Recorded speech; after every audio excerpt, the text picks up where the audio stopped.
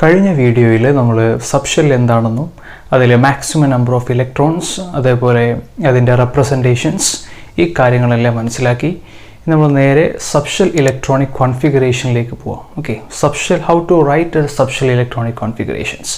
So അതിനു മുമ്പ് നമുക്കറിയാം സബ്ഷെല്ലുകളിൽ ഇലക്ട്രോണുകൾ ഡിസ്ട്രിബ്യൂട്ട് ചെയ്യുന്നത് സബ്ഷെല്ലുകളുടെ എനർജിയുടെ ഇൻക്രീസിങ് ഓർഡറിലാണ്. സബ്ഷെല്ലുകളിൽ ഇലക്ട്രോൺ നമ്മൾ വിന്യസിക്കുന്നത് അവയുടെ ഊർജം എനർജി കൂടി വരുന്ന ക്രമത്തിലാണ്.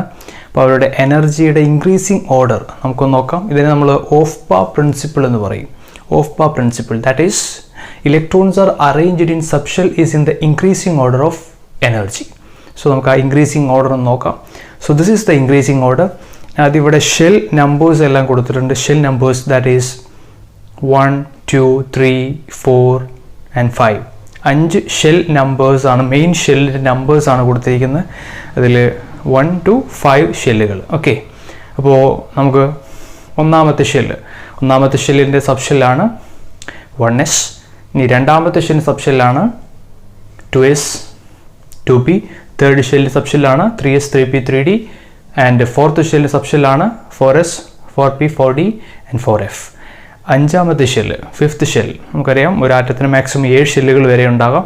നമ്മൾ അഞ്ചാമത്തെ ഷെല്ലും കൂടെ കാണിക്കുന്നു. അഞ്ചാമത്തെ ഷെല്ലിൻ്റെ സബ്ഷെല്ലുകളാണ് 5s, 5p, 5d and 5f.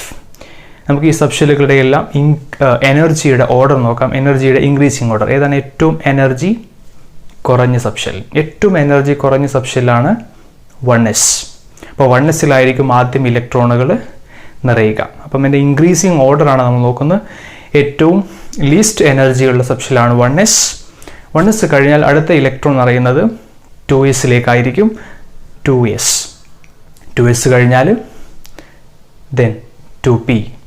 Okay, 2p കഴിഞ്ഞാൽ 3s, 3p, then 4s, 3d, 4p, 5s, അങ്ങനെ പോകുന്നു. നമുക്കൊരു 5s വരെയുള്ള ഓർഡർ, 1s മുതൽ 5s വരെയുള്ള ഓർഡർ നിർബന്ധമായും അതിൻ്റെ ഇൻക്രീസിങ് ഓർഡർ പഠിക്കണം. Okay, so once more 1s, 2s, 2p, 3s, 3p, 4s, 3d, 4p, 5s. ഈ ഓർഡർ നമുക്ക് അറിഞ്ഞു കഴിഞ്ഞാൽ പെട്ടെന്ന് സബ്ഷെൽ ഇലക്ട്രോൺ കോൺഫിഗറേഷൻ നമുക്ക് എഴുതാൻ പറ്റും. Okay, so let's move to the subshell electronic configuration. Okay, see one example, hydrogen. Hydrogen atomic number 1, that means consist only 1 electron. So ആ ഒരു ഇലക്ട്രോൺ എവിടെയായിരിക്കും അക്കോമഡേറ്റ് ചെയ്യുന്നത്? സോ ദാറ്റ് ഈസ്, നമുക്കറിയാം hydrogen, അതിൻ്റെ first subshell നോക്കാം, 1s.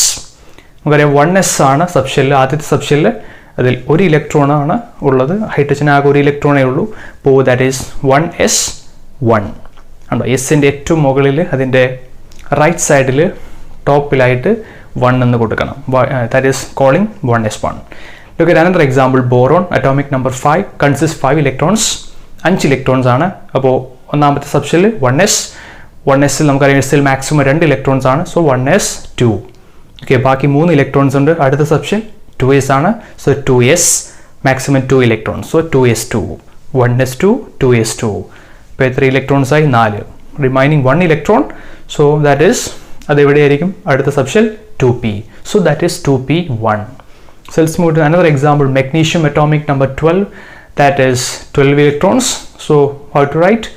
1s2, 2s2, 2p6.